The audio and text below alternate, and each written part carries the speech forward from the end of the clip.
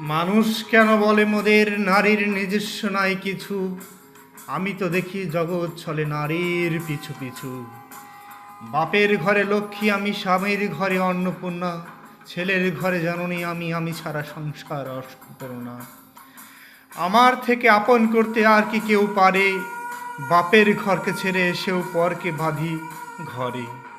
গোত্র থেকে গোত্রান্তর যদিও আমি হই, তবু যেন জননী রূপে সকল দুঃখ সই।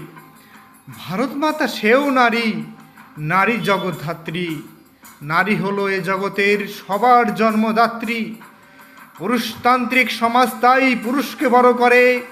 জেনে রাখো, সেই পুরুষকেই নারী গর্বে ধারণ করে। মহাকাল আমার পদতলে সাহিত্য চিরকাল, আমি ছাড়া এক জগৎ সংসার সবই হবে অচল।